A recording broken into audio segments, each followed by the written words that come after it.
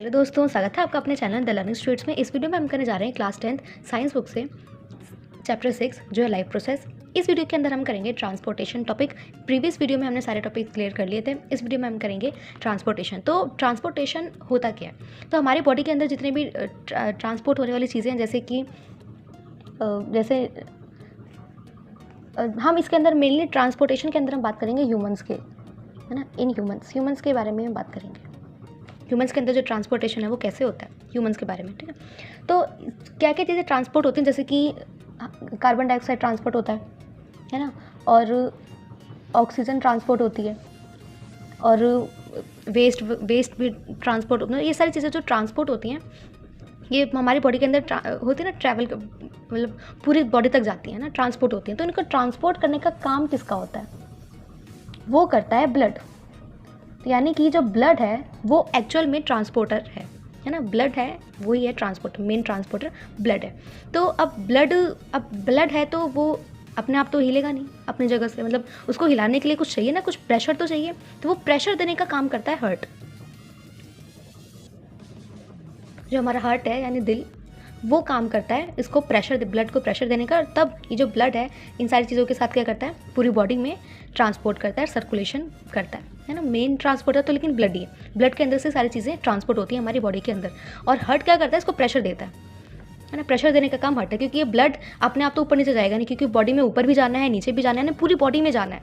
तो अपने आप तो जाएगा नहीं, तो प्रेशर होगा कुछ तभी तो जाएगा ही। तो हार्ट काम करेगा प्रेशर देने का। तो जब बात यहाँ पर आई है हार्ट की, एक बार हार्ट देख लेते हैं, है ना, कि हार्ट मतलब इसका स्ट्रक्चर है उसके बारे में थोड़ा जान लेते हैं। हार्ट के बारे में देखते हैं हार्ट कैसा है। तो ये है हमारा हार्ट, और ये है हार्ट की एक्चुअल ड्राइंग। और जो ऐसे हम हार्ट बनाते हैं ना वो आजकल ऐसे वाला, तो ये हार्ट नहीं होता है, ये होता है हार्ट, ये रियल का हार्ट ऐसे ही होता है। तो इसके अंदर क्या होता है ना, 4 चैम्बर्स होते हैं, ऊपर के ये 2 और नीचे के ये 2, साथ में ये वाल्व होते हैं, ये जो कि इसको प्रेशर क्रिएट करने में इसकी हेल्प करते हैं। तो हार्ट इसके अंदर क्या होता है, हार्ट के अंदर कि यहाँ से ब्लड आता है, जो डीऑक्सीजनेटेड ब्लड है, यानी कि जिसके अंदर CO2 है, वो ब्लड आता है यहाँ से और यहाँ से। तो वो जाता है यहाँ पर।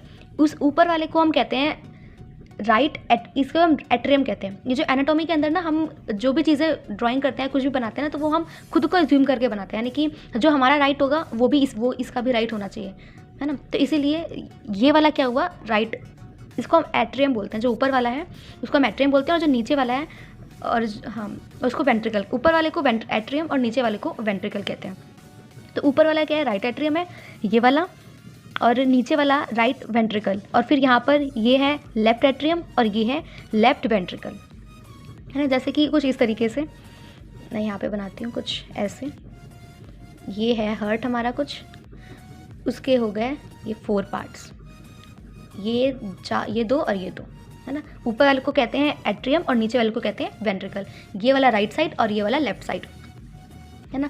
तो यहाँ से हमारा जो डीऑक्सीजनेटेड ब्लड है, यानी कि जिसके अंदर CO2 का जो वॉल्यूम है वो हाई है, तो वो यहाँ से आता है, यहाँ से और यहाँ से। फिर वो राइट एट्रियम में जाएगा, फिर उसके बाद यहाँ से वो जाएगा राइट वेंट्रिकल में नीचे। फिर यहाँ से वो कहाँ जाएगा, यहाँ ऊपर, यहाँ से इस वाली ये जो आर्टरी है, इस वाली पल्मोनरी आर्टरी से ये जाएगा लंग्स के पास, है ना। यहाँ से जाएगा लंग्स के पास, एंड देन फिर वहाँ से जो भी प्रोसेस होना होता है, रेस्पिरेशन में हमने देखा था, तो वहाँ से वो डीऑक्सीजनेटेड से ऑक्सीजनेटेड होकर आएगा, जिसके अंदर O2 का जो वॉल्यूम है वो ज़्यादा हाई होगा। तो वो यहाँ से एंटर होगा जो पल्मोनरी वेन है यहाँ से, फिर वो यहाँ से जाएगा लेफ्ट एंट्रियम में, फिर लेफ्ट एंट्रियम से वो जाएगा यहाँ पर लेफ्ट वेंट्रिकल में। फिर ये जो लेफ्ट वेंट्रिकल है वो पंप करेगा, है ना। वो जब पंप करेगा तो उस प्रेशर से फिर ये जाएगा यहाँ से इस वाली, ये सबसे बड़ी जो वेन है ना वो आयोटा है, ये वाली जो इसके अंदर से, ये वाली है ना, ये वाली जो है, इसको ये आयोटा, यहाँ से फिर ये पूरी बॉडी में जो ऑक्सीजन है ब्लड के थ्रू वो पूरी बॉडी में सर्कुलेट होती है। तो ये आयोटा है ना, और सबके है ना। और ये जो बीच में ये जो दिख रहा है ये चीज़, यानी कि जो इन दोनों के बीच में जो डिवाइड है इसका, उसको जो इन दोनों के बीच में जो वाल है ना, जो वॉल है इन दोनों के बीच में, जो राइट एट्रियम और लेफ्ट वेंट्रिकल को अलग अलग सेपरेट करती है, उसे हम कहते हैं सेप्टम, है ना, उसे हम कहेंगे सेप्टम। जो कि डिवाइड करती है इन वॉल्व को, है ना, सेप्टम कहेंगे उनको। फिर अब आगे देखते हैं, ये जो वाल्व है, ये वाल्व क्या करते हैं कि ना ये उस डस्टबिन की तरह होता है, जैसे कि जो डस्टबिन होता है ना, जहाँ जिस पे जब हम प्रेशर मारते हैं ऊपर से, यानी कि ऊपर का ढक्कन नहीं होता, उसको हम ऐसे करेंगे तो उसके अंदर से हम कूड़ा डाल सकते हैं, यानी कि वो पैर वाला नहीं, वो जो हाथों से डालते हैं वो वाला डस्टबिन जो रखा रहता है गलियों के एंड में, उस वाले की डस्टबिन की बात हो रही है। तो वो डस्टबिन की तरह, उस डस्टबिन के जो उसका जो ढक्कन होता है ना, उसकी तरह काम करते हैं ये वाल्व। तो ये जो वाल्व है वो बहुत काम की चीज़ है, इन्हीं की वजह से प्रेशर क्रिएट होता है। तो जैसे कि क्या होता है ना कि यहाँ पर जो डीऑक्सीजनेटेड ब्लड है वो आया, यहाँ पर इकट्ठा हो रहा है ना। अभी यहाँ से इकट्ठा होते होते जब प्रेशर उसका ज़्यादा हो जाएगा तो क्या होगा ना, ये जो वाल्व है ना वो ओपन हो जाएंगे और फिर वो यहाँ से नीचे आ जाएगा, है ना। फिर यहाँ से ये क्या हो गया, यहाँ पर फिर इकट्ठा होते फिर जब यहाँ पर पूरा भर जाएगा तो यहाँ से क्या होगा, प्रेशर क्रिएट होगा, पंप करेगा ये, तो यहाँ से ब्लड जाएगा ऊपर की साइड तेज़ी से। फिर जब ये ऊपर जाएगा तो डायरेक्ट लंग्स में जाएगा, फिर लंग्स से जब आएगा तो ऑक्सीजनेटेड ब्लड आएगा, है ना। फिर उसके बाद क्या होगा, यहाँ से इधर आएगा, जो लेफ्ट एट्रियम है उसमें आएगा।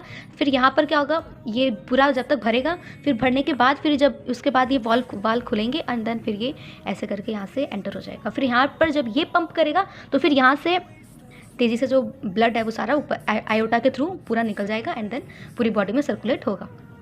तो ये होता है हमारा पूरे हार्ट में जो सर्कुलेशन का जो प्रोसेस है वो इस तरीके से होता है। अब जैसे कि अब आगे देखते हैं, तो जो सर्कुलेशन है हमारा वो वेन और आर्टरी के थ्रू होता है ना। तो जो वेन है और जो आर्टरी है उसके थ्रू जब हमारा पूरा सर्कुलेशन होगा, तो जैसे कि जो वेन होती है वो तो हमें सामने दिखती है ना। जैसे कि यहाँ पर ये जो हमें मतलब नॉर्मली दिखती है, जैसे ऊपर ही होती है ये वेन वगैरह, है ना, तो वो हमें साफ दिखती है, तो वो होती है वेन। और आर्टरीज वो होती हैं जो अंदर होती हैं, है ना। जब भी हमें कोई इंजेक्शन लगता है ना तो वो वेन में ही लगता है, क्योंकि वेन क्या होती है, वो ऊपर ही होती है और वो मतलब ऊपर ही होते हैं, तो वो उसमें अगर हम कुछ होता है तो उसमें ज़्यादा हमें नुकसान नहीं होता है। लेकिन अगर जब आर्टरी क्योंकि अंदर होती है ना, वो हमारे मसल्स के अंदर होती है, तो उसके अंदर अगर कुछ भी हो गया ना तो वहाँ से कुछ भी थोड़ा सा भी हुआ ना तो वो पूरा ब्लड फिर बाहर निकल जाएगा, मतलब फिर बहुत ब्लड का बहुत वेस्टेज हो जाएगा अगर वो उसके अंदर कोई प्रॉब्लम हुई तो। लेकिन वो अंदर होती है ना, वो डीप सीटेड होती है, जो हमारी आर्टरीज होती हैं वो डीप सीटेड होती हैं, तो उसके अंदर कोई जल्दी प्रॉब्लम आती नहीं है। लेकिन अगर आती भी है तो वो बहुत तगड़ी वाली आती है फिर। तो आर्टरी, है ना, तो ये सारी चीज़ें होगी। अब ये जो साउंड है, जब ये पंप करेगा तो साउंड भी करेगा, है ना। तो जब ये पंप करेगा हमारा हार्ट, तो उसमें से साउंड कैसी आती है, हमने ज़्यादातर सुना है, गाने वगैरह भी आते हैं, धक धक, है ना। कई बार हमें सुनाई भी देती है आवाज़, मतलब धक धक धक धक की हमने सुनी है, कई बार पिक्चर्स में भी देखी है कि जो आवाज़ होती है, हमारा हार्ट जो आवाज़ करता है उसका साउंड होता है धक धक धक धक। लेकिन रियलिटी ये नहीं है। रियलिटी में इसे जो साउंड प्रोड्यूस करता है वो लब डब है ना, लब और डब, तो ये साउंड प्रोड्यूस करता है हमारा हार्ट। जैसे गानों में भी कई बार आता है धक धक करने लगा दिल, तो ऐसा कुछ भी नहीं है। हमारे जो हार्ट है वो लब डब का साउंड प्रोड्यूस करता है। अब आगे देख लेते हैं कि इसको हम डबल सर्कुलेशन भी कहते हैं। अब डबल सर्कुलेशन कैसे कहते हैं वो देख लेते हैं एक बारी।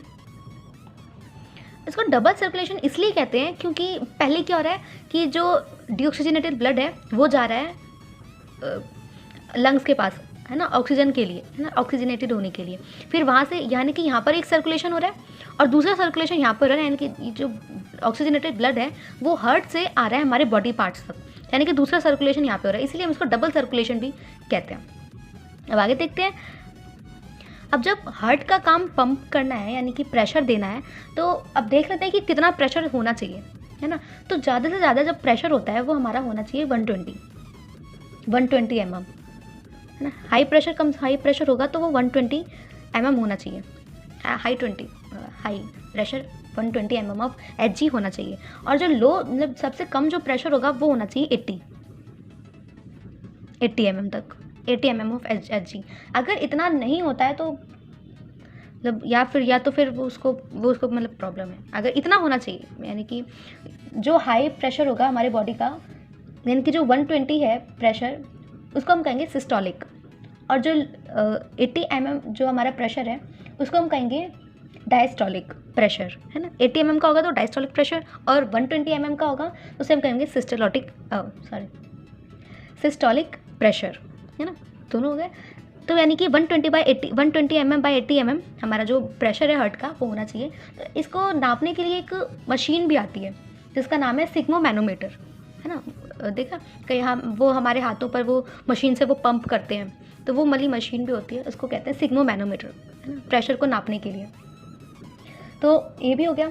अब आगे देखते हैं। अब ब्लड सर्कुलेशन करता है, हार्ट पंप करता है ब्लड को। तो ब्लड के जो मीडियम है वो कितने टाइप के हैं वो देख लेते हैं। तो आते हैं वापस अपनी कॉपी पे। तो ब्लड की बात हो रही थी, तो ब्लड कितने टाइप्स के होते हैं तो वो भी देख लेते हैं। तो जो ब्लड है वो जो उसके अंदर ब्लड देख लेते हैं, ब्लड की बात हो रही है।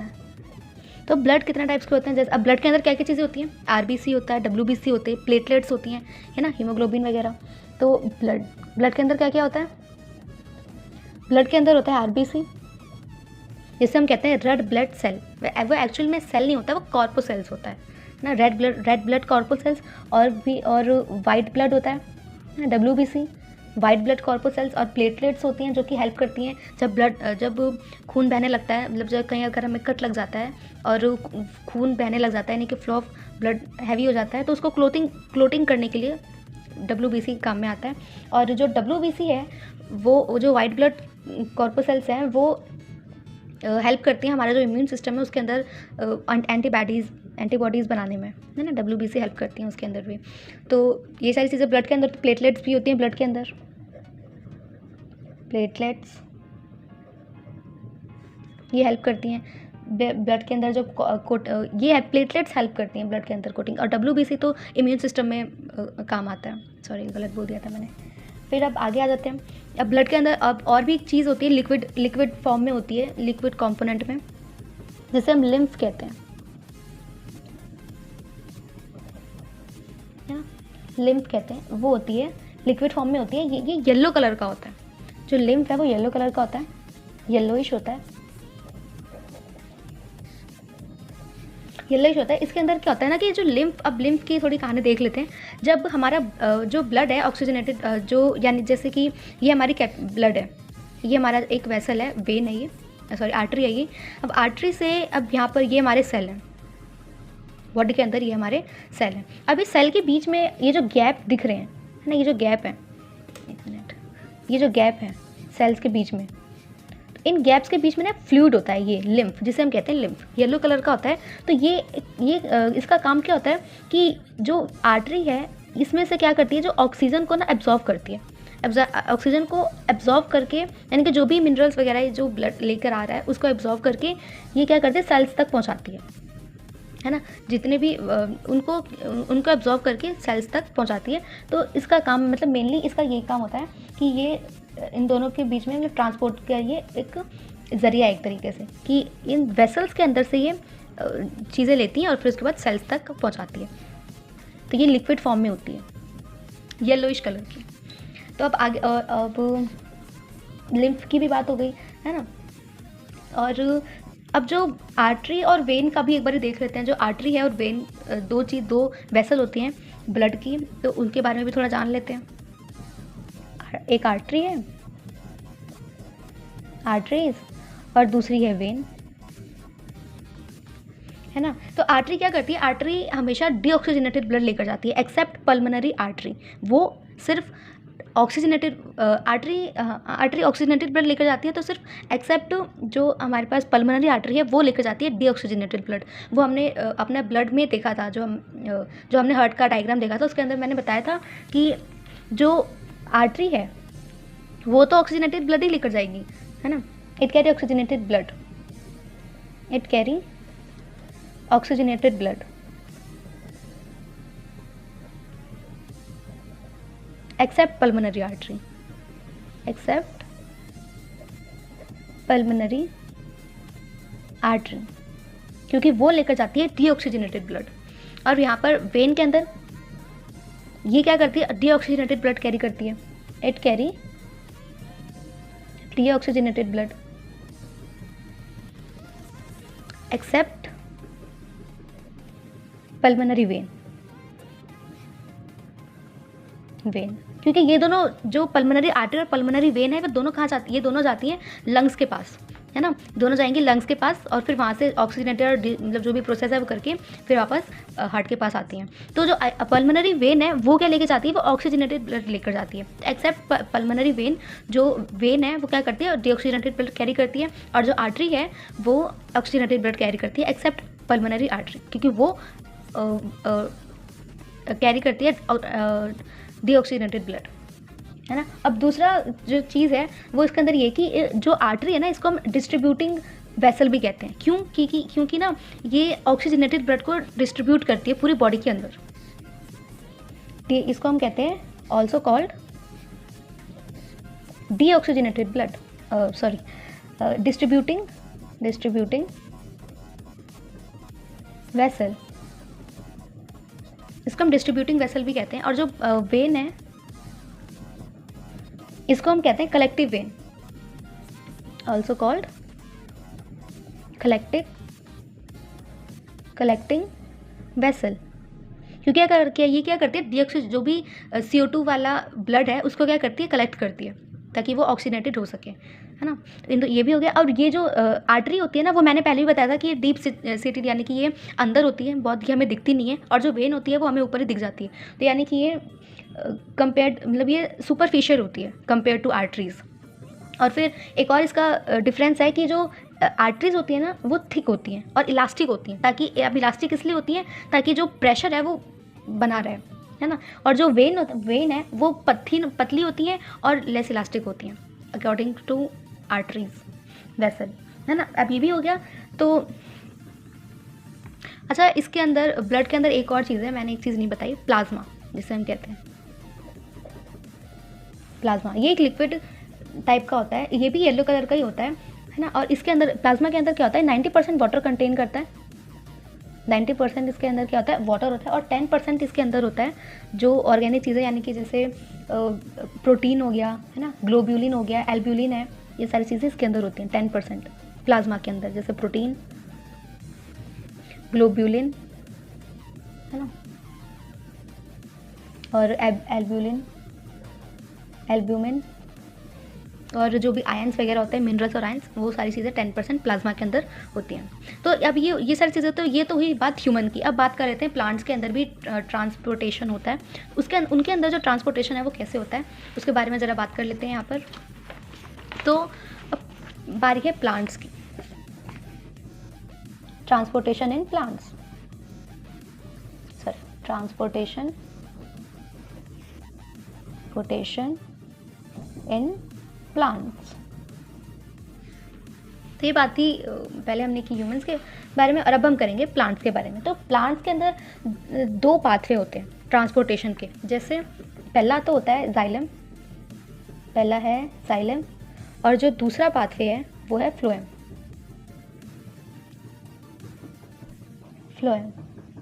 है ना। एक तो है जाइलम और एक दूसरा है फ्लोएम। अब जाइलम 2 चीज़ें होती हैं हमारा जो प्लांट है उसके अंदर ट्रांसपोर्ट करने के लिए। तो जो जाइलम है वो क्या करता है, वो मिनरल और वाटर को पकड़ता है, बॉडी को जो प्लांट है उसको, उसके बाद बाकी जो बॉडी रूट से ये क्या करता है, मिनरल्स और वाटर्स लेता है रूट से, अब पहुंचाता है, फिर बाकी ये अब जो बाकी पार्ट हैं प्लांट के वहाँ तक पहुँचाता है जाइलम, ये इसका काम होता है। यानी कि कैरी करता है, carry water and mineral from the roots to other parts of the plant, है ना, पहुँचाता है बाकी पार्ट प्लांट्स के। अब फ्लोएम का काम क्या होता है, फ्लोएम से याद रखेंगे फूड, है ना, फ्लोएम से फूड। तो ये क्या करता है, फूड का ट्रांसपोर्ट करता है।